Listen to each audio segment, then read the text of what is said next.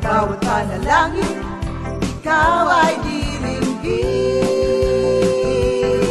Ayon sa kanyang pangako, di kanyang iiwan. Salamat sa iyo, Panginoon.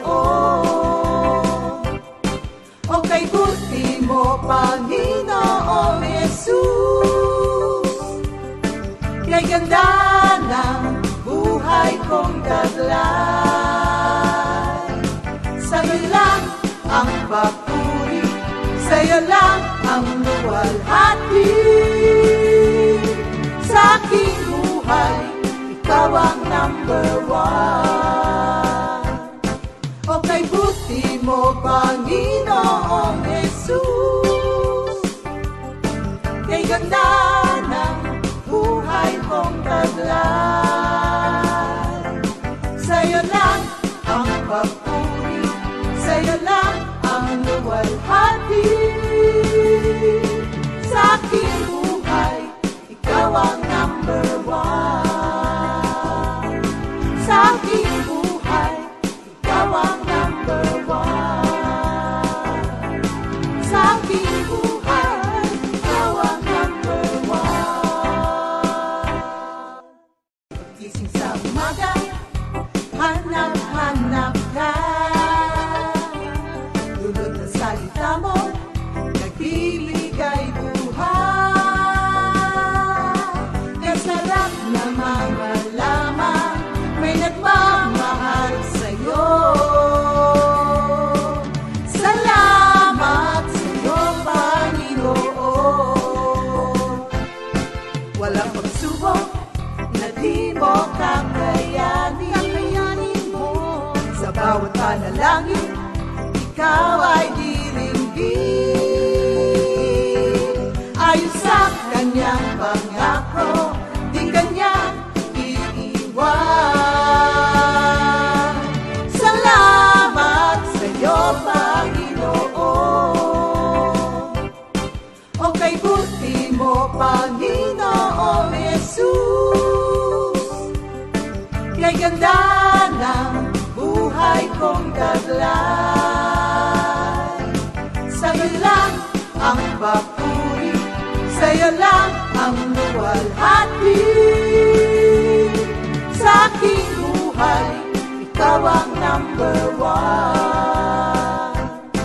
O kay buti mo, Panginoong Jesus, kay ganda ng buhay kong taglay.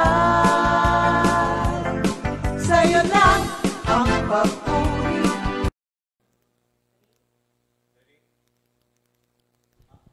Good morning, Jesus. Good morning, Jesus. Good morning, Jesus.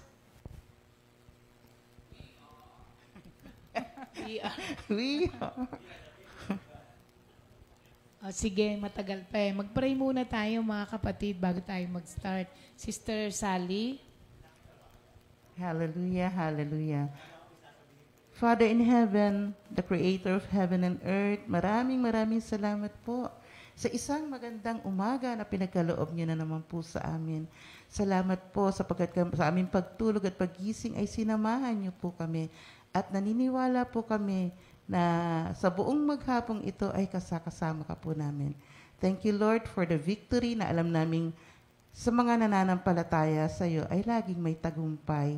Kaya muli po sa umaga pong ito, kayo po ang manguna sa mga nakikinig namin mga kapatid, bumabiyahe man o nasa kanilang mga tahanan, pagpalain niyo pong lahat, Panginoon. At salamat po, Lord, sa umagang ito na alam po namin na ang pangalan mo na naman, Panginoong Jesus, ang maitataas. Sa pangalan ni Jesus, Amen.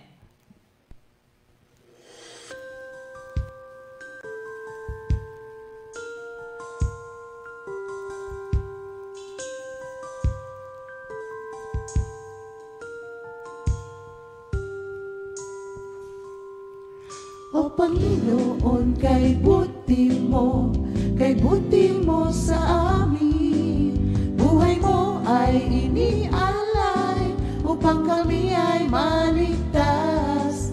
Walang ibang pangalang ibinigay sa langit man o sa lupa, kundi pangalang Jesus na aming tagapagligtas. Kaya't purihin natin si Jesus, nag-iisa at banal na Diyos, Kaya't purihin natin si Jesus, nag-iisa at banal na Diyos. Sino man sa Kanya'y lumapit, kailan may di niya tatanggihan. Sino man sa Kanya'y manahaling, ay may buhay na walang hanggan.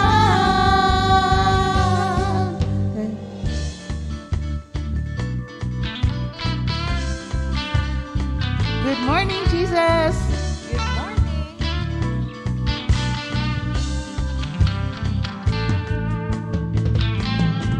O Panginoon, kay buti mo sa amin. Buhay mo ay inialay upang kami ay maligtas.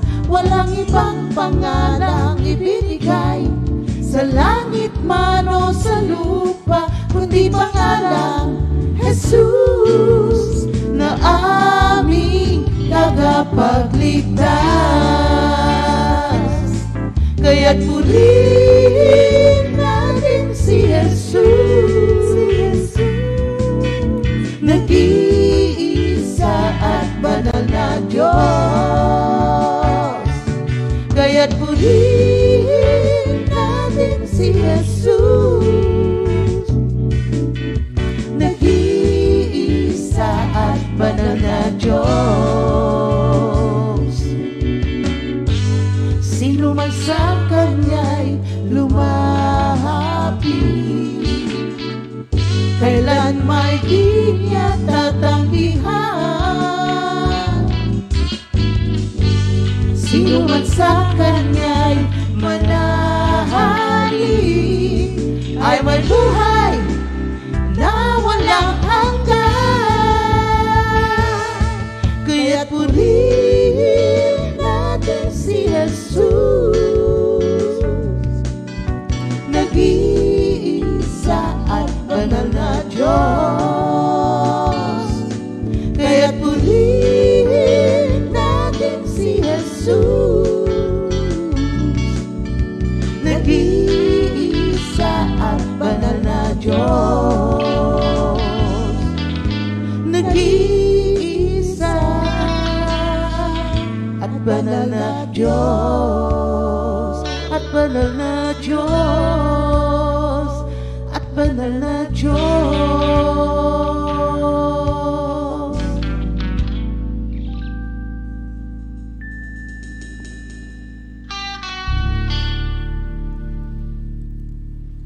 Thank you, Lord. Maraming salamat. Purihin natin ang Panginoon dahil ngayon pong araw na ito, umpisa na naman po ng another week na ipinagkatiwalaan po tayo ng Panginoon na magkaroon na naman tayo. Kaya we have so much to thank God. Sa araw po na ito, mga kapatid, ang atin pong VOTD ay matatagpuan natin sa Jeremiah 3 verse 22. At ang nakalagay po dyan, "Return, you backsliding children, and I will heal your backslidings." Meron ka dugtong pabalayan? Indeed, We do. sige, Jen. Indeed, we do come to you, for you are the Lord our God. Okay. Thank you, Lord. Ano pala? 22A lang ako pala dapat. Oo. "Return you backsliding children, and I will heal your backslidings." Ang sabi doon. Thank you, Lord. So, ang pag-aaralan po natin ngayong week na ito, mga kapatid, ay sabi nung iba, bakit ba kailangan pag-aralan yan? Ikaw ba yun, Beb? Ano, natanong mo yun, Beb? Nasabi mo, bukas ang ilaw, mga kapatid, pakipatay po ang ilaw.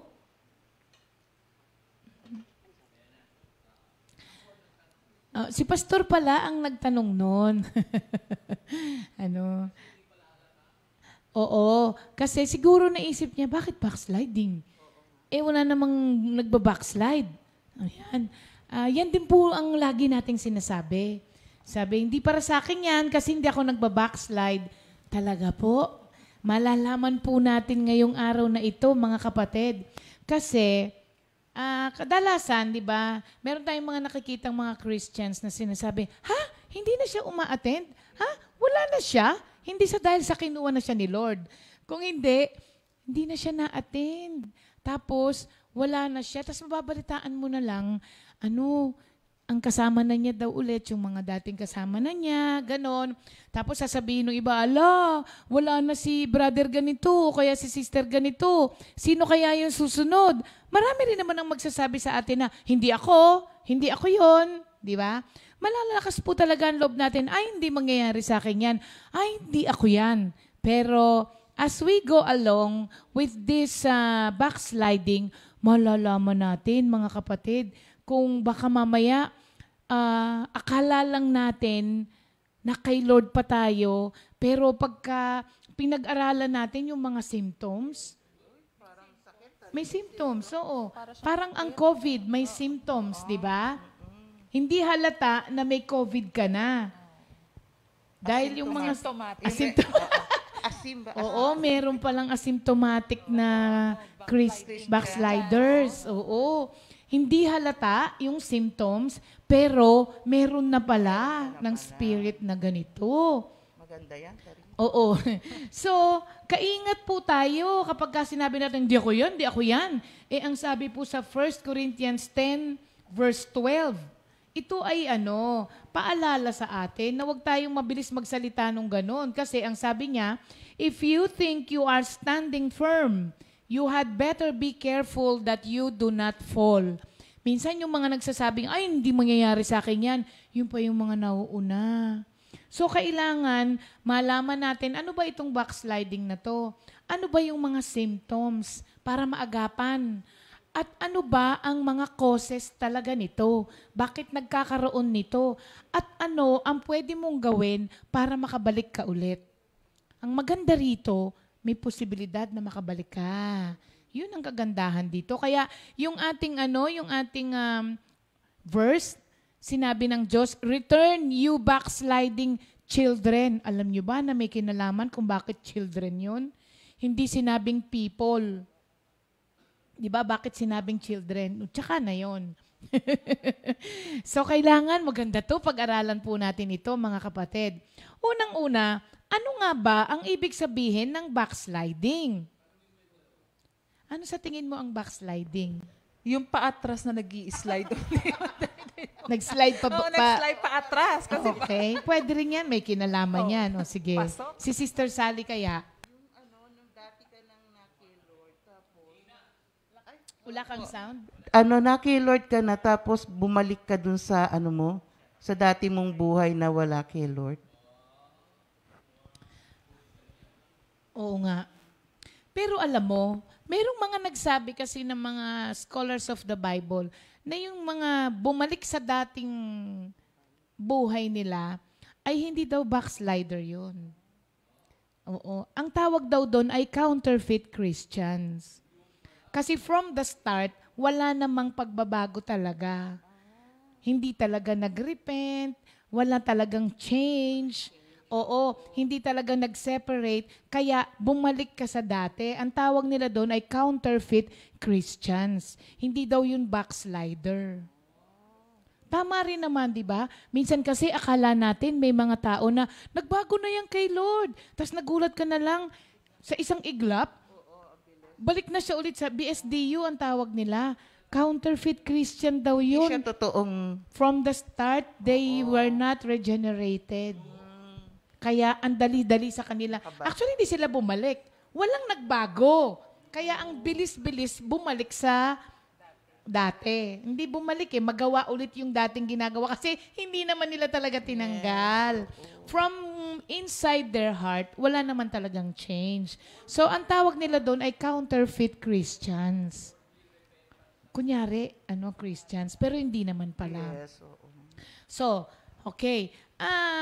Kapag ka ang isang alam nyo, ang backsliding po kasi is a very serious business when it comes to Christianity. Dahil ang greatest sin ng isang Christian is not to grow up spiritually. Yun pala yun. Kasi mag-uugat lahat doon ang hindi magagandang bagay. Kasi pag hindi ka nag-grow, ang akala kasi ng ibang tao, pag hindi po nag-grow, stagnant. Hindi po, mali po. Walang stagnation sa Christianity. It's either you progress or you regress. Oo, walang pirmes. Kasi kung hindi ka nagpo-progress, nag-aano ka? Oo, di ba? Nagre-regress ka. Kaya po mga kapatid, naku, itong backsliding na to, at napapaisip nga rin ako Napaisip talaga kaya ako. Tapos nagtingin ako dun sa mga baka mamaya nga may symptoms. Pagka may symptoms ka pa lang naman. Hindi pa fully, ka. Oo. Kapag may symptoms ka na, gamutin mo na agad. Para hindi na tumuloy-tuloy Oo, para Oo. tama. Lagyan mo ng sound. sorry, Maganda yung sinasabi mo sorry. Para hindi na siya lumala. Okay. Kasi, halimbawa, ang isang bata, Jane, may anak ka. Tapos yung anak mo may genetic defects. Hindi lumalaki.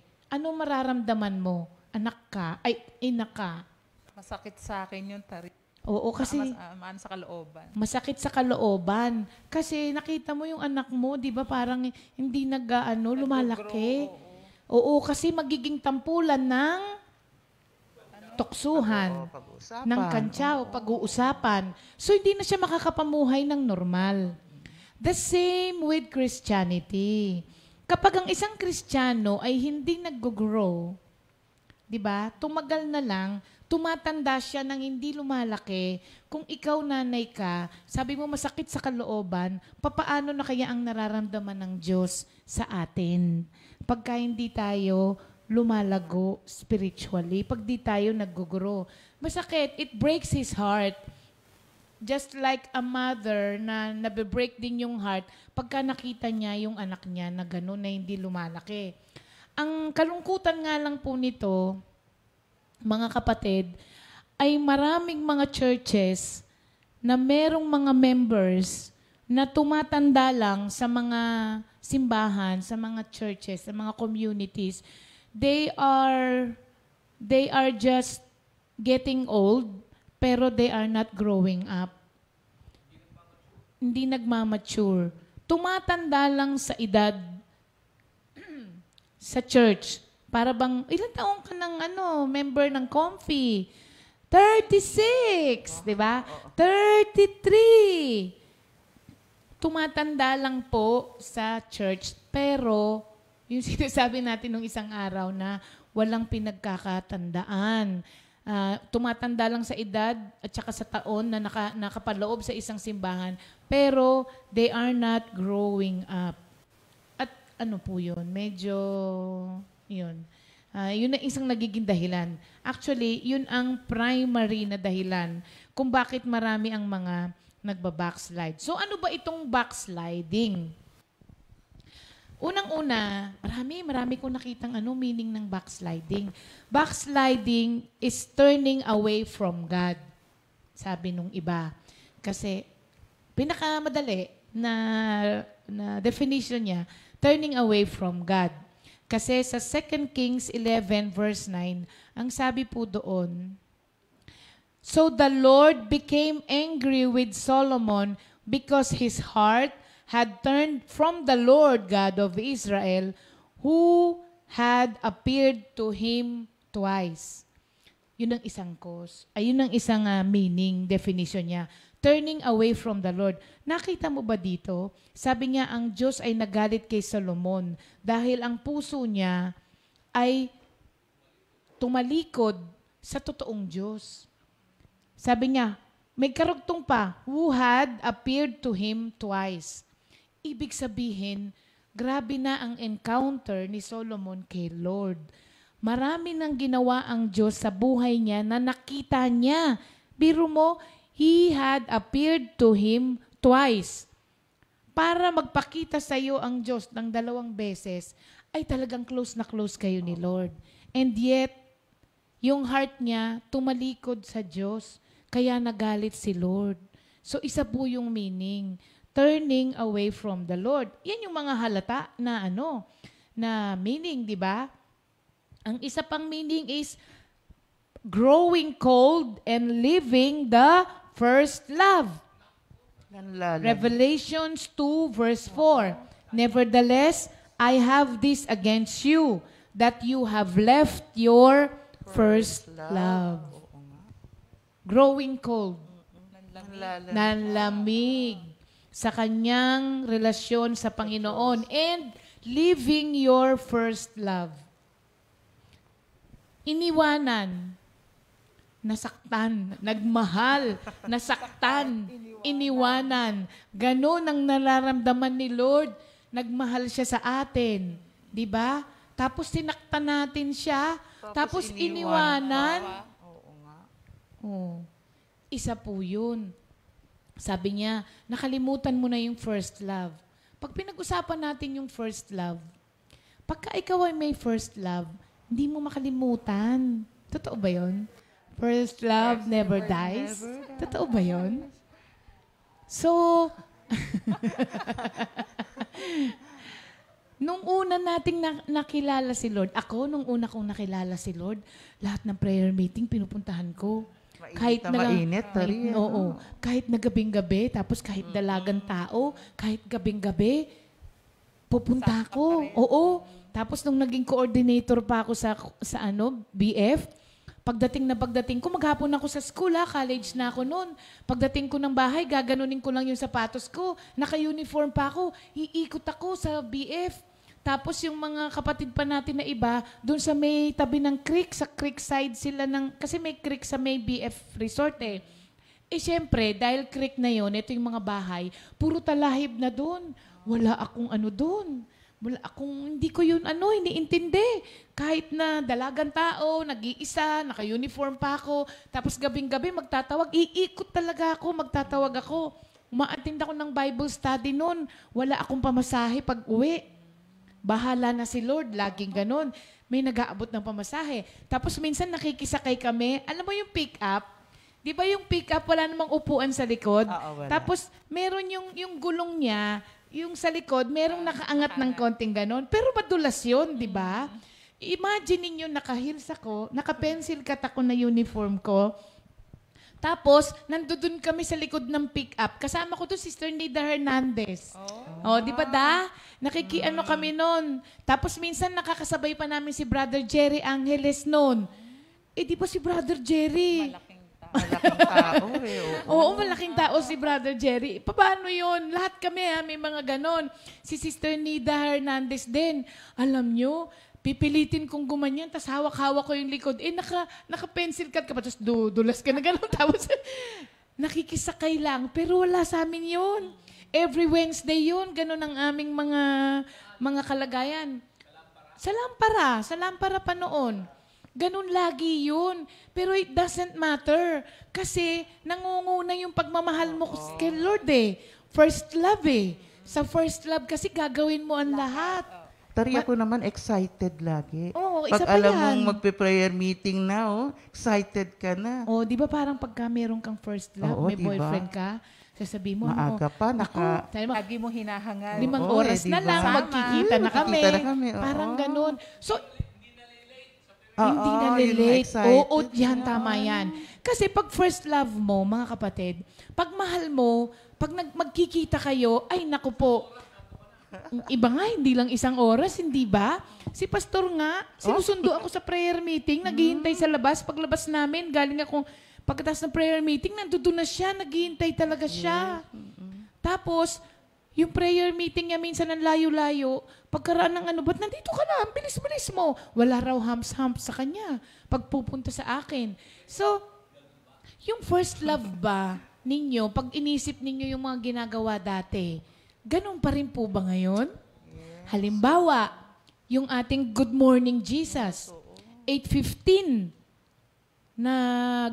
umaano na siya. Anong tawag doon? Jump? Naka-ano na tayo, ano na. Oo, tumuturotot na po. Oo.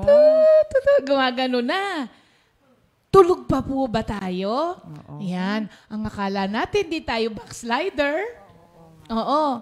Tapos po, ang first love mo, kapag ka sinabi niyang magkikita tayo ng ganitong araw, tatanggalin mo ang lahat ng commitment mo sa araw na yon dahil gusto mong magkita kayo. Ayoko na kayong tanongin, ha? Basta, you read between the lines, mga kapatid, ha? Kasi sabi ko rin nung una, hindi ako yan. Pero, mga kapatid, tignan po natin. So, sabi doon, ang unang binasa natin ay turning away from God, growing cold, and leaving the first love. Yan yung mga halata. Pero alam nyo ba kung ano yung mga hindi halata? Meron pala, Tari. Meron. Backslide, asymptomatic. Backsliding is an interruption. Na-interrupt. Halimbawa, dati, araw-araw, meron kang quiet time kay Lord. Tapos biglang may mga araw na wala na. Interruption ang tawag doon. Interruption ang tawag doon. Hindi consistent. Interruption or step backward in your spiritual growth. So, pag may mga interruption doon sa mga bagay na lagi mong ginagawa sa Panginoon, example, ngayon po ba, dati kasi gumigiting ka na. Gumigiting ka ng madaling araw. Ay, sorry. Dati kasi gumigising ka ng madaling araw para makipag-usap kay Lord. Ngayon, gumigising ka pa rin naman ng madaling araw. Pero ang Hindi ginagawa na, mo? Iba na. No? Ha? Iba na yung ginagawa. Magluluto? Yes. Ano pa? Mag-iipon ng Mag-iipon ng tubig? Si Brother Leo. Karamihan yan, no? Maglalaba, mga Mag-iipon ng ganyan. tubig? Maglalaba? Kasi naghahabol ka ng tubig, baka mawala na lang bigla? Ano pa? Magse-cellphone? Cellphone, oo, Tama pwede, yan, tama pwede, yan. Kay oo. Minister Otan, tama. Magse-cellphone ka muna, mag-scroll ka muna sa Facebook. Hindi masamang magkape. Kasi sometimes, before your quiet time, kailangan mong gisingin ang sarili mo eh. Kailangan wide awake ka. Pwede nga magkape ka, magtika. Okay para- pala yung ginagawa din natin. Oo, Kakape tayo. okay naman yun. Kesa naman sa hindi ka magkape tapos nagko-quiet time ka, gaganyan-ganyan ka.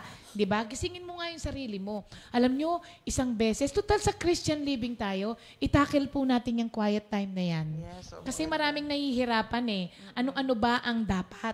So dito muna tayo sa backsliding na. Una muna yung backsliding. eh, no? So yun po ang nangyayari. May interruption na. Pero may ginagawa ka pa rin, hindi pa nawawala. May interruption lang. Kaya po, hindi napapansin yan ng mga tao. Alam niyo po ba na ang backsliding is a process? Proseso din pala. Proseso Process siya. naman. Parehas siya ng pagpapapayat. Uy. Pag nagpapapayat ka, kahit hindi ka kumain maghapon, hindi ka pa rin papayat. Kasi hindi naman biglaan yun. It is a process, di ba? Na hindi mo nahahalata. Parang sasabihin mo, parang di naman ako pumapayat. Until magkita kayo ng isang kaibigan mo o kamag-anak mo na matagal na kayong hindi nagkikita, tapos biglang sasabihin sa'yo, ang payat mo ngayon. Tapos bigla mong masasabi, ay, pumayat pala ako. Hindi ko nahalata. Hindi mo na mamalayan. Hindi mo na malayan, pumapayat ka na pala. Hanggang nakita ka na lang nung iba na hindi ka laging nakikita. So, ganun din po ang ating relationship kay Lord. Ang backsliding is a process. Hindi ba? Every now and then, kailangan mo magtimbang para malaman mo kung bumaba ba ako, tumaas ba ako. Kailangan sa relasyon natin kay Lord, magtitimbang ka rin para malaman mo kung nabawasan ba ako o nag-gain ako. Baka mamaya, naglulus ka na pala ng precious time with the Lord, hindi mo pa alam. Hanggat nakita ka na lang ng ibang tao, ang payat mo ngayon.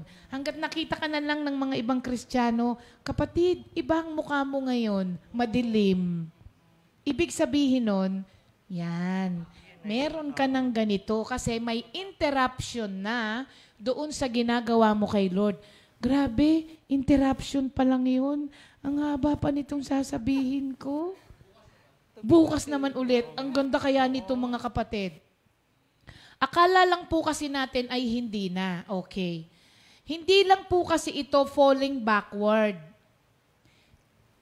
It is also failing to go forward. It is not just failing backward. Ay, mali. Falling backward. It is failing to go forward. Oo. Time na. Ang ganda ang ganda kasi nito eh. Lord, sige. So mga kapatid, tatlo pa lang yung ating mga definition na nabigay natin sa backsliding. Ngayon tanungin ko ulit kayo, may symptoms na po ba kayo? Or asymptomatic? Alam nyo, mas madaling gamutin yung may symptoms eh. Kesa sa asymptomatic. Wala pa tayo sa prescription eh. Hindi pa tayo tapos sa diagnosis eh. Kailangan ida-diagnose muna ng doktor. Aalamin muna ang lahat ng mga naramdaman. Di ba pag pumunta ka sa doktor, Dok, may sakit po ako. Ano pong nangyari? Ano pong mga nararamdaman ninyo?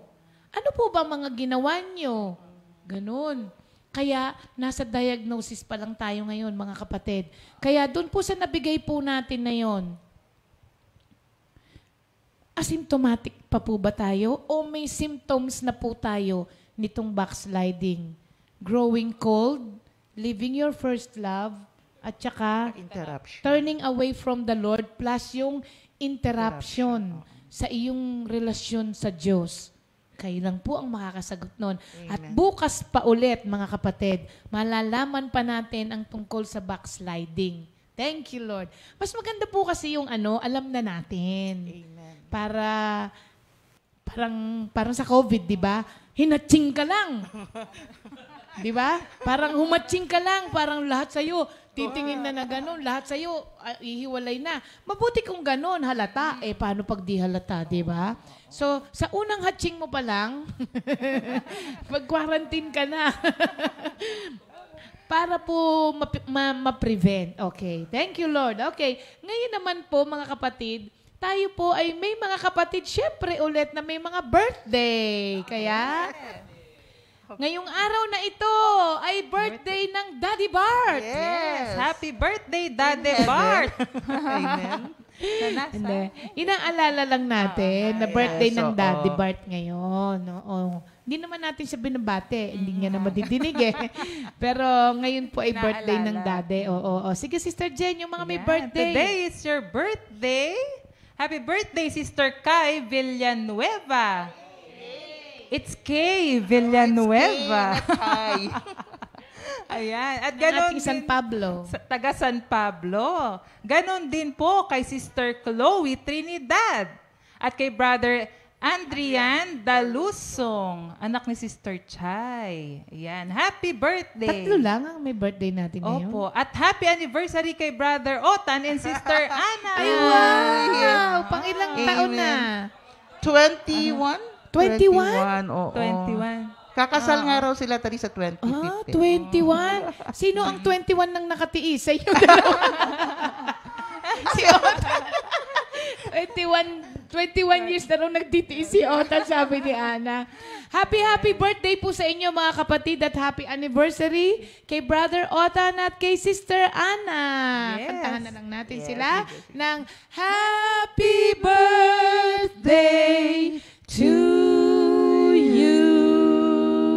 Happy birthday at Happy happy birthday. anniversary sa inyo mga Yes. kapatid. happy anniversary. Okay, thank you Lord that meron po tayong mga kapatiran na maliligaya ngayong araw na ito because it's their special day. At sa atin pong memory verse of the week, na isa na naman pong scriptural song para po malaman natin na ang mga awitin na ibinibigay sa atin ng Panginoon na hindi lamang po natin gawa-gawa. Ito po ay hango sa mga, some of them and most of them, ay hango po sa mga salita ng Diyos. Kaya for today, ang ating pong memory verse ay makikita natin sa Psalm 121. 1 and 2. Yes.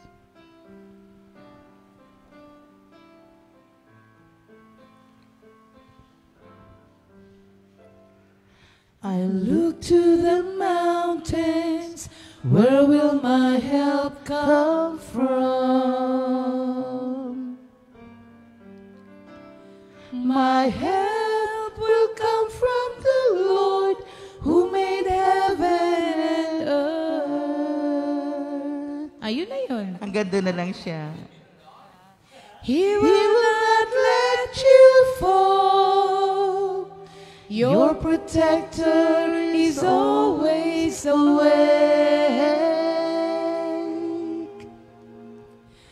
Where will my help come from? It will come from the Lord. Ayan. Psalm 121, 1 and 2. Kung ang tanong niyo po sa araw na ito, wala bang laman ng bigasan? Wala bang pambili ng pagkain? Saan manggagaling ang tulong? Ayan po ang kasagutan. Ang hangad kong tulong sa Diyos magmumula. Sa Diyos na lumikha ng langit at lupa. Ayan. May Tagalog din tayo dyan, di ba? So, Psalm 121, 1 and 2. Kaya pagka po wala ng laman ng bigasan, kantahan nyo siya. Ano yung umpisa ng Tagalog? Ako ay nagalak. Sasabing ganito. Ba't sa bahay niya? May karugtong yan tari. Okay. Pinaghalo pala yun. Pinaghalo, oo. Okay. Sabi, where will my help come from? It will come from the Yes, Lord, amen, mga kapatid. amen. Thank you, Lord. Okay. We only have, Sister Sally? 33. Asa na siya? Nagtagong bigla. Nandun Ito siya. pala, ito. Alam mo kung ba't siya nagtago? Kasi sabi mo, chu-chu-chu. 32? Di ba 33? Kahapon, 33. I'll say 32. 32 days before Christmas. Magagalit sa'yo si Pastor. Ano pag ganyan? Hallelujah. So, 32 days na nagaya. Precious kayo. Emersia siya. Okay? 32 days before Christmas. Merry Ayan. Christmas. Excited na po ba kayo sa Pasko? Amen.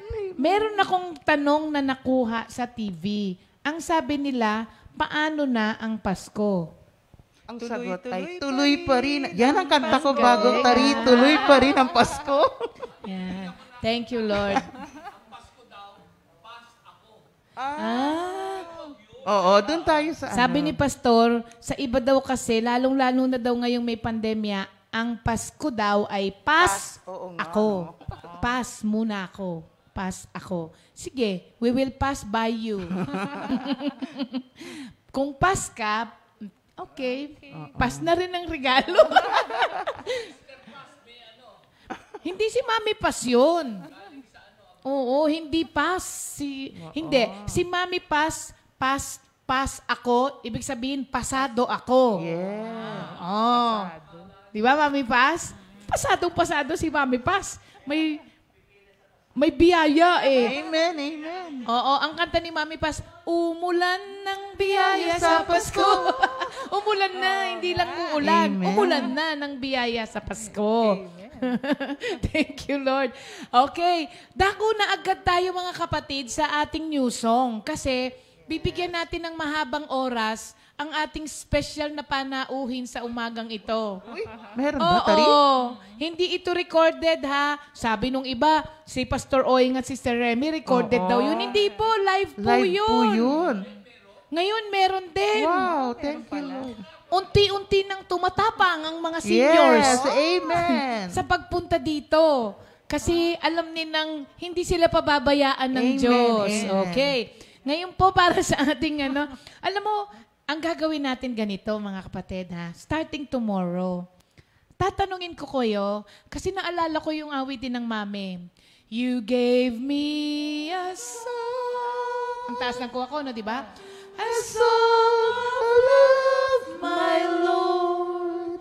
My voice rises up as a fountain, Giving life to my longing soul. Ayan.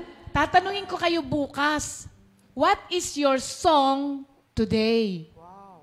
Kailangan paggising mo sa umaga, may song. Kaya nga sabi ng mami, you gave me a song of love, my Lord. Ako nagising ako kanina, alam mo kung ano yung song ko? What a beautiful day to start praising the Lord. Ngayon, wag na, kasi kainin na naman natin oras nila. So, starting tomorrow, mga kapatid, ask for a song. Kailangan you have a song in your heart. Para pong hinaharana ang Diyos. Alam nyo, pag may song kayo sa umaga, the whole day, ring ng ring yun. Di ba? Kaya parang nakakanta mo siya. So, ano ang song ninyo? Meron ba po kayong song kanina pagising nyo ng umaga? Ayan. Ngayon, yung ating new song, tapos naalala ko yung kay Sister Joanne. Yung tagumpay. Sige nga, kantayin mo yung part. Kung minsan, yun ang umpisa niya kasi ito. Yung chorus. Mababatid. Tingnan mo itong mga to. Kayo kumanta doon, di nyo naalala. Sige. Nababatid mo ba? Nababatid mo ba? Kay Jesus may pag-asa. Buhay mo'y pinupuno ng sigla at ginhawa. Si Jesus ang dahilan ng bawat tagumpay. Siyang Diyos ng ating buhay. Pag kinanta mo nga yan, nakakaiyak. Sabi nga nung isa, nakita mo yung nangihingi ng lyrics. Nakakaiyak daw yung kanta ni Sister Joanne. Kasi alam nyo, karamihan po ng mga awitin na yan ay testimony songs na nangyari sa buhay po natin at ito ay nilagyan ng tono ng Panginoon. Kaya para maawit lagi ng puso natin dahil singing is double prayer. Sa linggo pong ito, ang ating new song ay manggagaling naman po kay Sister Jamie. Oo, From Bohol with Love. Oo, at siya muna ang pakakantahin natin. Siyempre sa kanya ibinigay ito ni Lord. Kaya tingnan po natin ang new song of the week natin. At ang title nito ay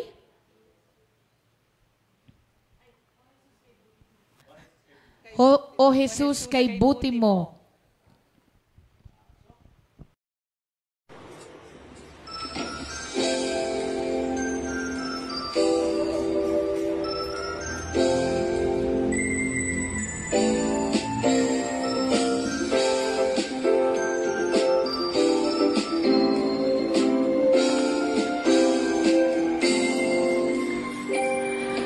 Buhay kong ito ang aking gugunitain, ang aking nawa para sa akin. Wala na akong hahanapin pa, pagkat sa iyo natagpuan ang tunay na ligaya.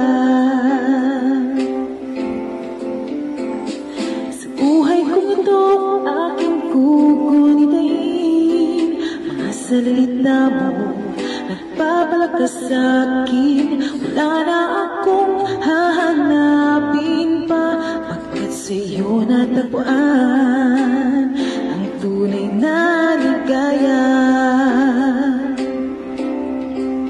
O Jesus, kay butik mo, ikaw ang kumikilos sa buhay ko. O Jesus, kay butik mo, sa lahat ng tao nagtitiwala sa'yo.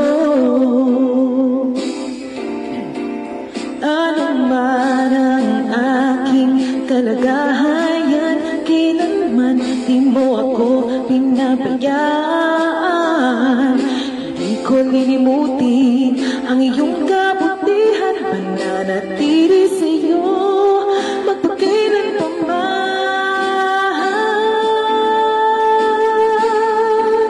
O Jesus, kay butik mo, ikaw ang kumikilos sa buhay ko. O Jesus, kay butik mo, sa lahat ng tao nagtitiwala sa'yo. Ano man ang aking kalagayan, kailanman di mo ako pinabayaan.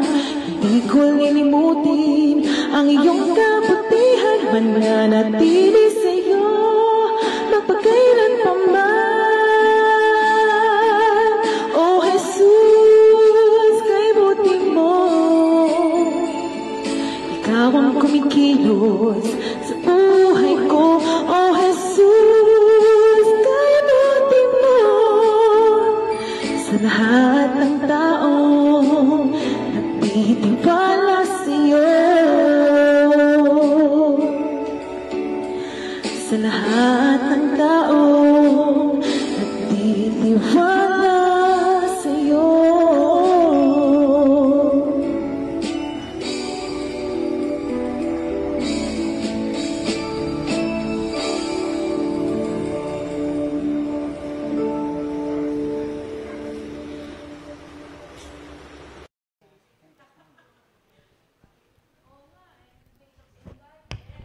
Good morning, Jesus! Thank God it's Monday! Ayan. Purihin ng Panginoon. Thank you, Lord. Ayan, Magandang ngayong umaga araw po ng sa Lunes. ating lahat. Salamat sa Panginoon. At ngayon po, meron tayong special guest ba? Babati mo na si Minister Ernie. Magandang umaga po sa inyong lahat. It's been a while at ako'y galak na galak at muling nakasama ang kapatiran at naging bahagi uli ng live na Good Morning Jesus. And I'm already excited sa araw na ito kung anong magaganap. Ayan, so binabati ko lahat ng mga mahal ko sa buhay. Kapatirang matagal nang hindi nakikita. At yung mga prayer group no, sa kay Sister Remy Andres sa Bulacan at kay Sister Mila at sa kanyang mga kamag-anak. Makikita-kita ulit tayo this week. Ayan po. Okay. Ayan, ako rin, babati rin ako. Unang-una, sa mami ko, sa Caloocan, kila Kuya Enol, yung mga kapatid din, sa Panginoon din, yung aking mga prayer meeting, sa Marcelo Mahogany, Ate Eloy, yan, kila Minister Ernie yun. Sa Crestwood, sa Kogyo, yan, praise the Lord. Sa Mosquera Prayer Group. At binabati ko rin pala yung bayaw ko, si Christian Abena. Ayan, nakapatid ni Sister Tata, Sister Jen, na bayaw ni Pastor Simple, at ni Minister Elmer. At mahal na mahal ni Sasa de Guzman. Ayan, happy birthday, Ian! Thank you, Lord. Purihin ng Panginoon.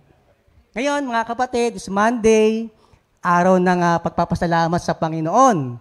At merong pamilya na punong-puno talaga ng pasasalamat, mga kapatid. From the north, ating po nga panoorin, mga kapatid. Magandang araw po sa ating lahat, lalo na kay Lord. Nagpapasalamat din po ako sa ating Panginoon sa kanyang kabutihan, yung pagmamahal niya na talagang nadarama ng buong family po namin. At ang i-share ko rin po ay nung nung itong kasagsagan po ng may pandemya po. Talagang si Lord, napakabuti niya, prepare po niya lahat. Dahil dati po nung ang liit-liit lang po nung ref ko sa bahay, pang personal ref lang po. Napakabuti ng Panginoon dahil pinalitan ni Lord ng 2 doors na malaking ref talaga itong bagong magka-pandemya po. Kaya napakabuti ng Panginoon. Sabi ko, inisip ko, Lord, kaya pala pinalitan mo yung ref ko, binigyan mo ako ng malaki kasi marami akong ilalagay. Sabi ko, talagang pinupuno lagi ni Lord. Umaapaw yung laman ng ref din po namin. Tulad ng na-share ng kapatid din po natin sa coffee ko pag nakikinig po ako, pag nanonood po ako ng live streaming. Talagang umaapaw po yung laman ng ref po namin. Kaya thank you Lord po talaga. At saka kung kailan po may pandemya, talagang umaapaw po yung blessing sa buong family po namin, hindi lang po sa akin, kundi sa buong family po namin. Kailanman hindi nagkulang ang ating Panginoon. Kumbaga, ang daming pagkain, ang daming blessing na dumarating, kaya thankful talaga ako sa ating Panginoon. At isa pa po na i-share ko po ay yung nagkaroon po kami ng bagong motor, yung mga anak ko po, dahil nung kasagsagan po ng may pandemya po, pinatawag si brother husband sa kanila. Kumbaga, na sila, hati-hati dahil wala na po yung mga parents nila. Naghati-hati na po sila ng lupa. At yung naibigay nga sa amin, mahigit 1,000 square meter po. Kaya thank you Lord. At yun nga po, nagbenta po sila ng mga lupa nila. At may parties din po kami na binigay nila. At alam niyo po mga kapatid, yung heart desire ng mga anak ko po na makabili sila ng sarili nilang motor na brand new, ay pinagkaloob po ng ating Panginoon talaga. Nakabili po kami ng cash worth 97,000 po talaga. Glory to God po talaga, napakabuti ng ating Panginoon. At nakabili din si brother husband po ng brand new na cash din po na bike po, worth 15,000 po. Kaya sabi ko, Lord, napakabuti mo. Pag naiiyak po talaga ako sa mga kabutihan na ginagawa ng ating Panginoon sa buhay ko, sa buong family po namin. Nakakamangha talaga yung ginagawa ng ating Panginoon. At siyempre po, habang may pandemya po, may panggastos po talaga kami. Kaya at saka, alam niyo po mga kapatid, na-share ko na rin po sa prayer meeting dito sa bahay na heart desire ko rin po na lahat ng mga pitaka ko, malagyan po ng cash na pera po. At thank you Lord dahil pinaranas ni Lord sa akin. Alam niyo po yung pinagbentahan ng lupa sa brother husband ko po, nilagyan ko po talaga ng pera, yung bawat kahit na konti-kunti lang mula ng pitaka ko, maliit, malaki talagang nilagyan ko talaga. Sabi ko, Lord, napakabuti mo talaga, yung heart desire ko na malagyan ng may mga pera yung mga bawat wallet ko, pinagkaroon mo, sabi ko. Dahil last December po talaga, nung assign si na Brother Ed ba yun, yung huli po, niregaluhan ako ni Sister Tess ng wallet. Sabi kong ganun, nag-pray po ako, Lord, binigyan mo ako ng wallet na bago. Alam ko, bibigyan mo ng laman ito. Sabi ko, kaya thankful ako kay God dahil talagang tinupad ng ating Panginoon. Kaya galak na galak po talaga ako. At thank you rin po sa ating Panginoon na hindi talaga nagkulang, hindi kami pinapabayaan. At yung panganay ko po na anak ay may trabaho na rin po siya ngayon. Kaya papurit, pasasalamat lagi ang binabalik ko sa ating Panginoon dahil hindi niya pinapabayaan, hindi siya nagkulang. Lahat ng pangailangan po namin talaga ay pinagkakaloob niya. Kaya tayo po mga kapatid, manatili lang po tayo sa ating Panginoon. Lagi po tayong manalangin at dapat may laging relasyon tayo sa ating Panginoon sa pamamagitan ng pakikinig sa Kanya at pagbabasa ng Kanyang mga banal na salita. Thank you, Lord po. Po din po ay yung naging buhay ng family namin, kami rin pong mag-asawa. Kasi po year 2018, yung last po na election ng May 2018, nag-run po ako as Barangay Kagawa dito sa Longos proper. But unfortunately, hindi po tayo pinalad, hindi po ako nanalo. Pero di ba tayong mga Kristiyano, pag may mga ganong sitwasyon sa buhay natin na hindi natin nakamtan, hindi nag-grant yung prayer natin, yung desire natin, isa lang yung sinasabi natin na hindi will ni Lord yun, hindi kalooban ng Panginoon. So, nasa mind ko na talagang after ng election na hindi po ako pinalad, hindi ito kalooban ng Panginoon. So, nangyari po yun noong May 2018. Then, after a few months, mga last week po ng September, umuwi naman na po aking brother husband na nagmula po sa Saudi as OFW. So, nung umuwi na siya, sabi niya for good na siya dito. Kasi nga, hindi na naging maganda yung kumpanya na pinanggalingan po niya. So, parang sa unang balsada ng ating kaisipan, paano na? Pag nandito na, wala nang papasok na income, wala na, sabi ko. Pero hindi pa rin ako natinag, hindi ako nawalan ng tiwala, pag-asa kay Lord. Kasi ang pinananaligan natin ay buhay at totoo na kailanman hindi po siya nagkukulang sa ating buhay. So, September po yun, umuwi ng aking brother husband. Ilang linggo lang po ang nakalipas, bigla pong pumunta dito yung bagong elected na kapitan ng Barangay Longos proper. At sinabihan niya ako na pwede ka bang ma-appoint as barangay secretary kasi yung secretary ng barangay natin biglang nag-resign. So parang bigla kang ma-amaze na, wow, Lord, ito na yung kapalit nung hindi ko pagkapanalo as barangay kagawad kasi ina-appoint na ako as barangay secretary. So, hindi na ako nagdalawang isip na hindi or ayaw kong tanggapin. So, thank you Lord na po agad ang sinagot ko doon sa kapitan natin dito sa ating barangay. So, sa madalit sabi, naging barangay secretary na po ako dito at hanggang sa kasalukuyan po ay narito pa rin po ako. At ang isang malaking pinagpapasalamat at pinagpupuri ko kay Lord, yung sobrang kamangha-mangha na ginagawa niya sa family namin, sa aming mag-asawa. Kasi from year 2018 hanggang ngayon na talagang nasa bahay na lang ang aking brother husband, wala siyang work. Ako na lang ngayon ang may trabaho. Pero sobrang na-amaze ako sa kabutihan ng Panginoon kasi talagang never po siyang nagkulang sa amin. Yung dati pa na hindi namin parang may heart's desire kami na bilihin or kainin. Kung kailan wala siyang trabaho, mas lalong doon pa namin nakakamtan yun, natitikman, nakakain. At saka itong during pandemic, talagang sobrang pasasalamat namin sa Panginoon kasi sobra-sobra umaapaw yung biyaya ng Panginoon sa aming pamilya, sa buong angkan namin. Kaya hindi na ako magtataka na minsan, di ba, pag hindi ka masyadong malalim kay Lord, mag-iisip tayo na nakakapagtaka, bakit ganun? Ako lang ang may trabaho pero hindi nagkukulang ang Diyos. Pero sa atin na malalim na ang ugnayan sa Panginoon, hindi na tayo dapat magtaka. Hindi na dapat pagtakahan yon kung bakit hindi tayo nagkukulang lahat ng everyday needs natin and even our wants binibigay paminsan ng Panginoon kasi meron tayong Diyos na talagang nagpo-provide sa lahat ng ating pangangailangan.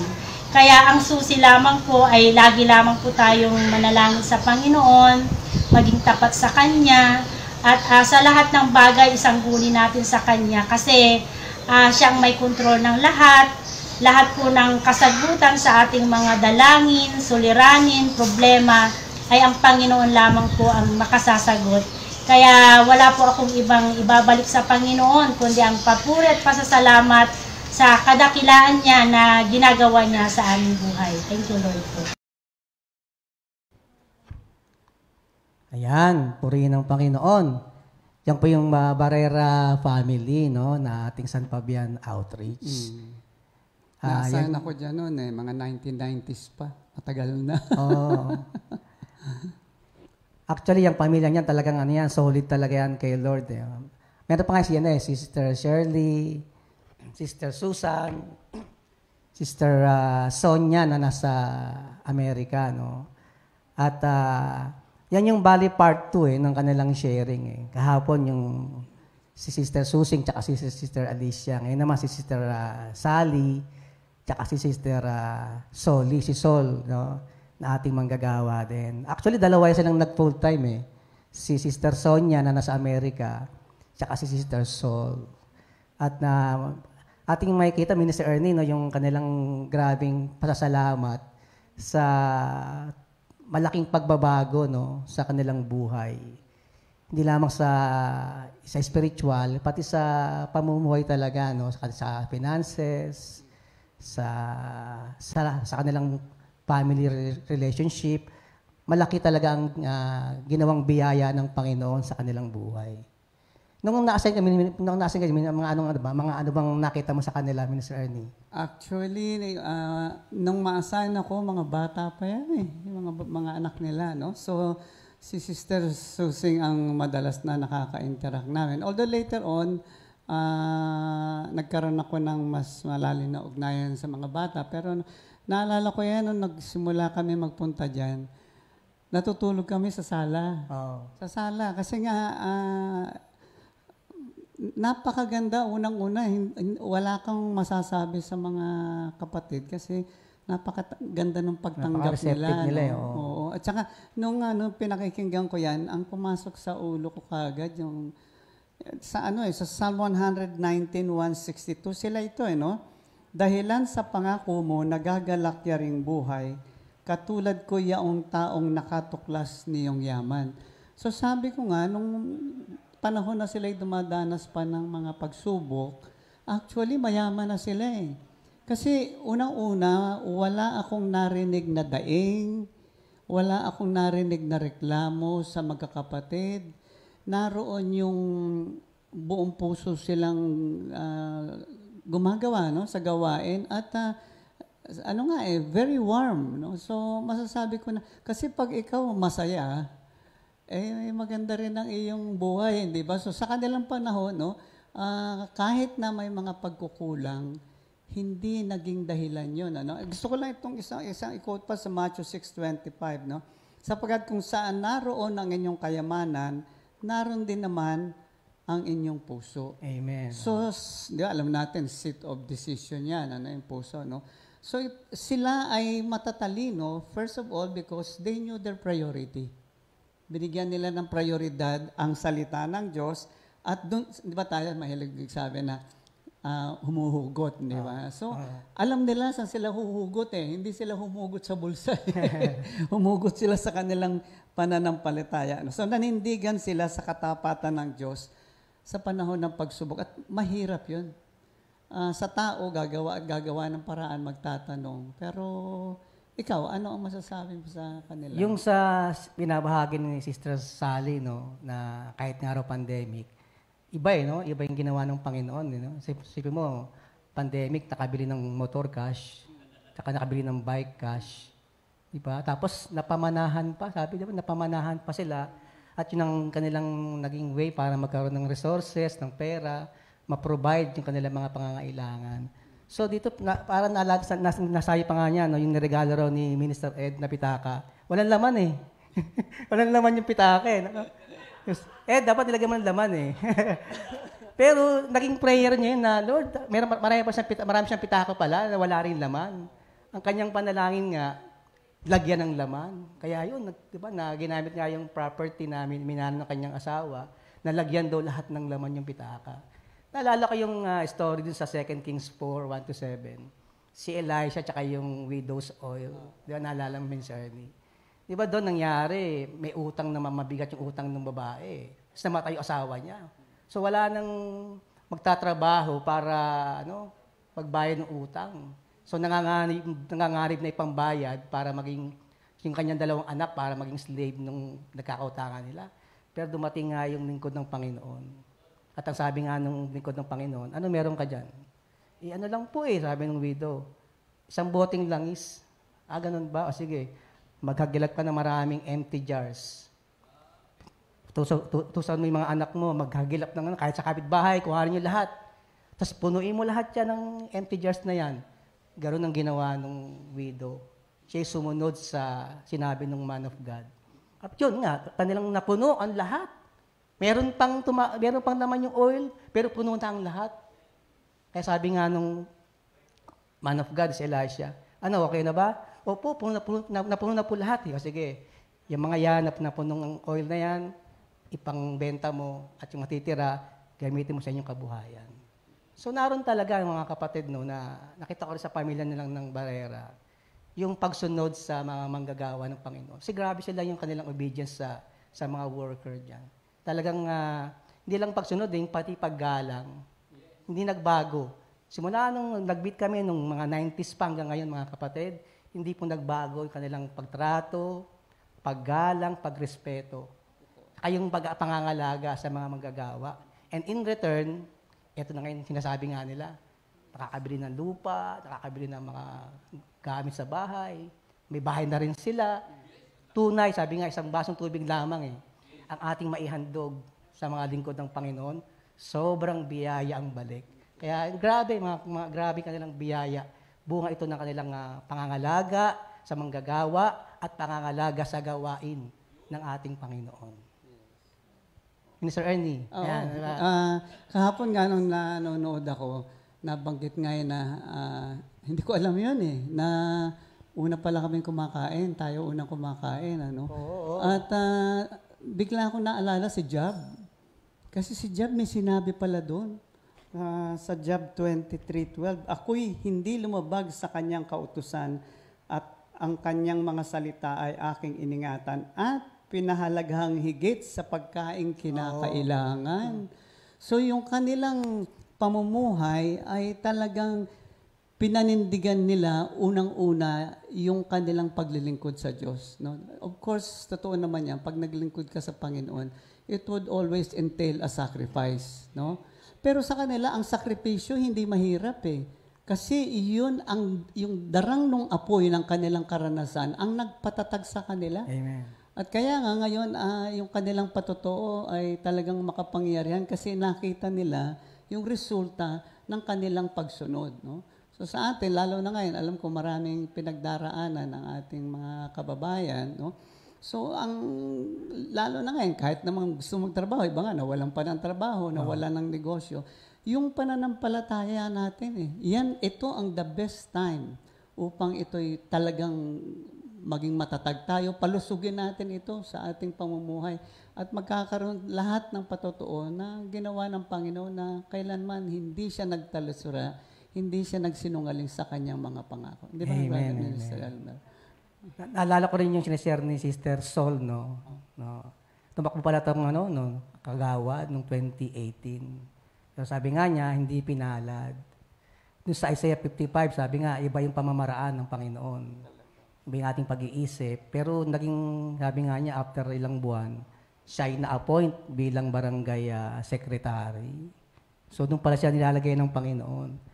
At hindi lang yon, sabi nga niya, yung kanyang husband na OFW, umuwi for good.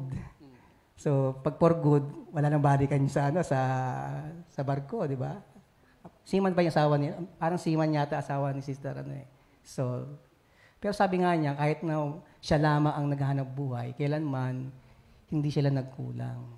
Sabi nga sa ating kata kanina, where will my help come from? Our help will come from the Lord who made heaven and earth.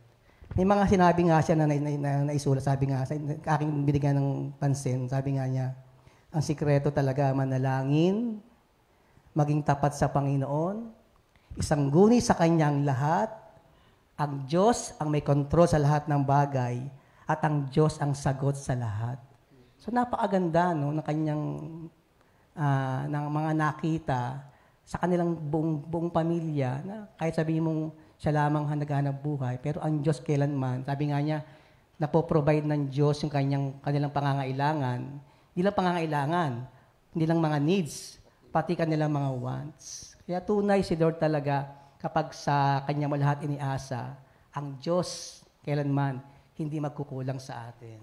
Minister Ernie. Totoo yun. Naalala ko nun may isang sundalo sa isang prayer meeting sa Palcargo yata. Lumapit sa akin. Hindi ko kilala. Biglang humarap sa akin. Sabi niya, yan bang Jesus na iyong pinipreach, kaya akong payamanin? Sabi ko, kung gusto ng Lord at ikaw ay tapat. Alam niyo, meron akong nakita sa kawikaan. Talagang ang Kristiyano, anumang kalagayan, blessed na yan eh. Yun ang nakita ko sa pamilyang ito. Hindi nila nakita ang sarili nila na kawawa naman sila. Wala akong narinig na self-pity sa kanila. Alam nilang pinagpala na sila. At iyon na isang bagay na dapat na panindigan natin bilang isang Kristiyano. Mahirap yun eh. It's something, yun sabi nga ni Sister Ria kanina, proseso yan eh. Kahit na alam mo, kailangan daanan mo eh. No? At ang resulta, tignan natin sa Kawikaan 3:13-15, mapalad ang isang taong nakasumpong ng talino. At ang talino ay galing sa salita ng, ang taong may salita ng Diyos ay matalino. Hindi yan yung nakatapos, hindi yan yung mataas ang IQ.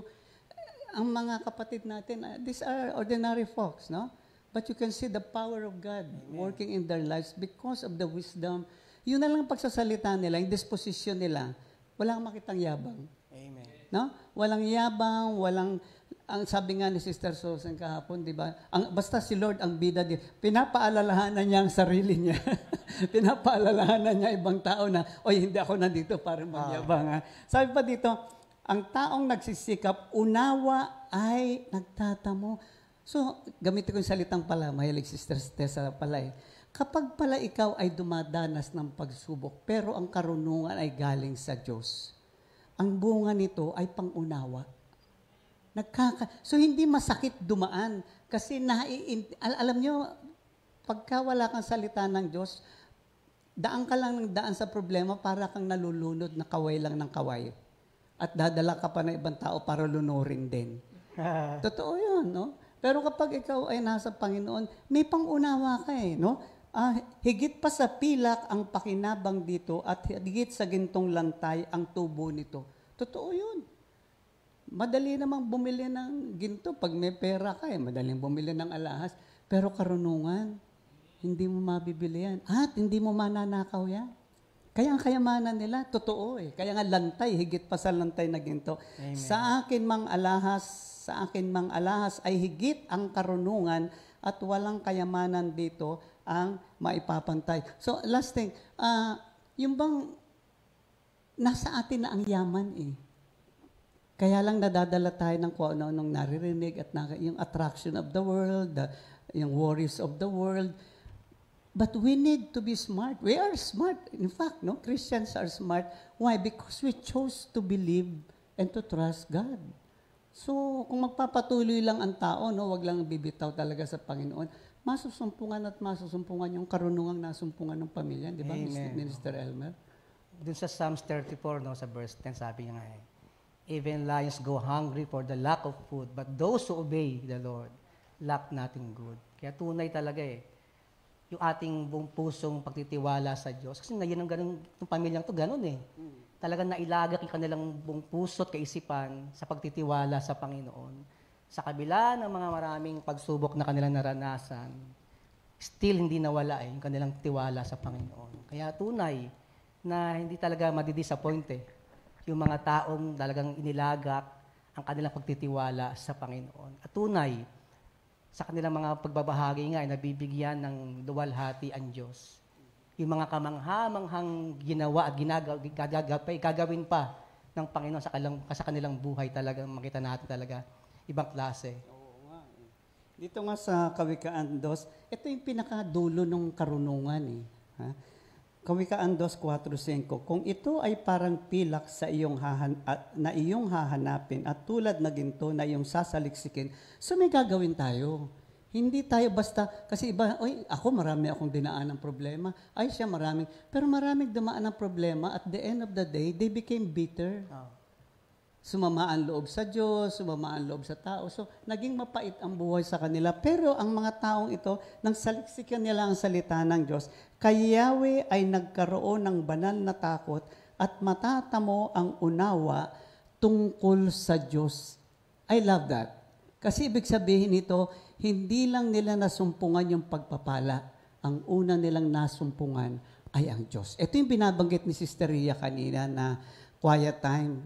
Napakahalaga nun sa buhay natin. At hindi lang yun, during the quiet, pag may quiet time kayo, sinasabi nga ni Sister Ria, you'll come face to face with God. You will see the glory of God. Ayun na nga, yung kanina na pinapatutuo nila. Nakita nila ang kalwalatian ng ating Panginoon. At ang bunga nito ay ano? Making right decision. Sa Kawikaan 21:20, ito yung opposite. Oh. Ang bahay ng matalino'y napupuno ng kayamanan. Ngunit ang lahat ay winawaldas ng taong mangmang. Mangmang saan? Sa salita ng Diyos. Mangmang kasi hindi sinaliksik. Alam mo, pwede mong alam ang Word of God, pero intellectual eh. Ang tawag ko nga dyan, experiential knowledge. Itong pamilyang ito, experiential knowledge, hindi lang nila alam, naranasan na nila. Kaya nabibiro ko lagi sa prayer meeting. Dapat ang isang Kristiyano, habang tumatagal, kumukunti ang problema eh. Hindi dahil sa kung ano paman. Kundi you make the right choices in life now eh. No? So yung iyong desisyon ay nagbubunga ng higit pang bungang Kristiyano. Kaya kagaya ng pamilyang ito, no? I'm sure may dinadaanan pa rin sila. Pero sa kanila, hindi ito para pinahihirapan sila ng Diyos o whatever. Hindi, di ba? Kundi ito'y nagbigay sa kanila ng incentive na makilala pa nila ang Panginoon upang patuloy silang magbigay patotoo sa kabutihan. Kasi nga, kilala na nila ang Diyos eh. And di ba sa Jeremiah, sabi doon, huwag niyo ipagmalaki na kayo'y marunong, kayo'y mayaman, kayo'y makapangyarihan. Ito ang ipagmalaki ninyo. Nakilala ninyo ako. At kapag yun ang naipagmalaki natin, tulad ng ginawa ng pamilyang ito, at alam ko marami pang gagawin maganda. Isa nga palang ginawa nilang maganda, hindi sila nagdamot nung wala tayong fellowship, di ba? Doon sa bahay nila ginawa. Sa harapan ng bahay. So, naroon yung katalinuhan na, yung kaisipan na ng Diyos, ang nagiging bunga. At that is the good thing about yung mga pinagdaraanan natin. Huwag nating takbuhan, huwag nating, hindi ko man sinabing i-welcome, pero yakapin mo ang pinagdaraanan mo. Kasi Diyos ang nagpadala niyan eh. At kung ikaw ay may ugnayan sa Diyos, isa lang inaasahan mo eh. Yun nga, lagi naman palasak na nga eh. May magandang gagawin ang Diyos sa buhay. And it must be a part of our being. It's not just sinabi mo, alam mo, kundi sa iyong paninindigan bilang isang Kristiyano, bilang tao, alam mong magaganap ito sa buhay mo. Di ba? At malinaw naman sa kanilang patotoo. Amen. Sabi nga, di ba, sa mga pagsubok natin, wag mong tambayan. Di ba? Daanan mo lang, no? Mukha nung sa family Barrera, marami nang dinaanan yan, mga kapatid, na pagsubok. Pero nakita ko nga sa kanila yung kanilang lubusang pagkapit sa salita ng Panginoon. Binabahay kanina si Sister Ria yung backsliding, no? Kasi sa pagbabahagi ng salita ng Panginoon at sa mga tumatanggap, dalawang bagay lagi eh. Pwedeng na-evangelize ka lang, pwedeng ma-renewed ka. So, maraming ganyan. Pag sabi na evangelize, yung natuwa, nagalak sa pagtanggap ng salita ng Panginoon. Dahil tunay naman talaga eh. Ma-edify ka, ma-encourage ka, matutuwa ka sa Word of God. Pero kinakailangan may pace to yun eh. Madala ka sa pagbabago. Magkaroon ka ng tunay na ugnayan sa salita ng Panginoon ating narinig. Ganon naganap sa pamilyang Barrera. Hindi lamang sila natuwa, na-encourage sa mga dalang mensahe ng mga manggagawa, naging part ng kanilang buhay ang salita ng Panginoon. Kasi para maranasan mo yung power ng Word, kinakailangan maging part ng buhay natin yan. Correct. Para maranasan mo yung kapangyarihan ng pagpapala, lahat na, para talaga ma-enjoy mo talaga, kinakailangan maging part ng ating buhay. Yes. Kasi pagka puro lamang kayo, sabi mo nga rin, puro lamang rinig, puro lamang nasa isip, wala namang sa lifestyle, hindi mo mararanasan yung tunay na biyaya ng salita ng Panginoon. Yes. Kaya nga sa pamilyang Barrera, kitang-kita natin, no? Kung paano naganap yung kapangyarihan ng salita ng Panginoon na tinanggap nila. At ngayon nga, sa kanilang lugar, marami na tayong gawain doon. At di lamang yun. Meron tayong worship center doon. Correct. Ang pwesto noon, sa likod lamang ng bahay nila. Kaya sobrang thankful lang family Barrera eh. Kasi ilang lakad lang sa kanilang bahay, Yun Under na. ating center. Katabi na nila, kulang na lang Oo. sa templo nakatira. Kaya eh, tunay, no, na talagang abot-abot ang kanilang pasasalamat. Ang talagang nakita ko sa kanila yung kanilang pagiging hospitable eh. Totoo. Sa mga, hindi lang sa mga manggagawa, sa lahat ng mga kapatiran, naroon kanilang puso talaga mag-asikaso, magpakain. Talagang nothing we do in the Lord's service is ever useless. Oo. Kaya huwag tayong magsawa, mga kapatid, Thank you, na Lord. laging maglingkod ng may kagalakan sa ating Panginoon. Thank you, Lord. 9:35 na yata, Minister Oo, Ernie. oo, sige. Napasarap ang kwentuhan. Eh. Okay. Pero bago po kayo magtapos, kami muna ikakanta. Tunay na kamangha-mangha eh, no? Yung ginawa ng Panginoon sa kanila. Okay. Kami po iaawit para kay Lord.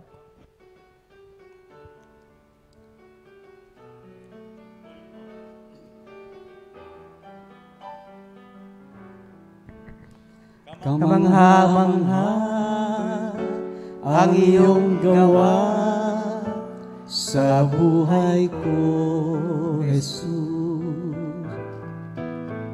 Kamangha-mangha ang iyong gawa sa buhay ko, Panginoon. Kamangha-mangha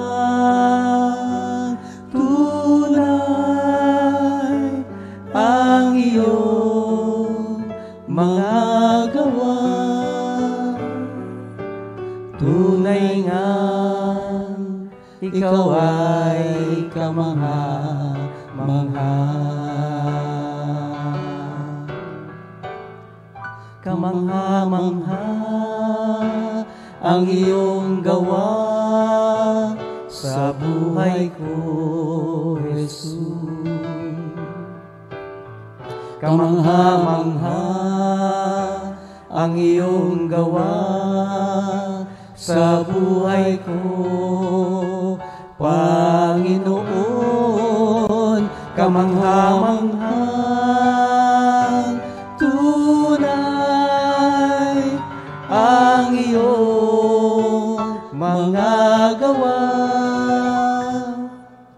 tunay nga ikaw ay kamangha-mangha.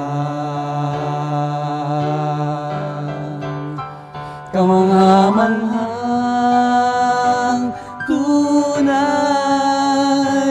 ang iyong mga gawa, tunay nga ikaw ay kamangha-mangha.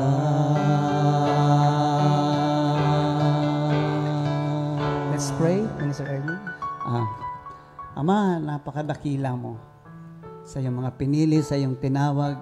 Patuloy at patuloy mong iniaangat ang antas hindi lang ng aming pananampalataya, kundi ang kabuhayan, ang karunungan na lahat ay nagbubuhat sa iyo. Purihin ka sa araw na ito at patuloy na itinataas namin ang pinakamataas na pasasalamat at pagsamba sa isang Diyos na kailanmay hindi kami iniwanan, hindi kami pinabayaan. Isang Diyos na tapat, makapangyarihan at banal. Salamat po at ang aming panalangin ay higit ka pang makilala ng iyong bayan at higit pa naming makadaupang palad ang iyong pagka-Diyos sa aming buhay. Muli, Ama, pinakamataas na luwalhati at pasasalamat ay maingat naming ibinabalik sa iyo. Sa pangalan ng Jesus at lahat ay magsabi ng Amen. Amen.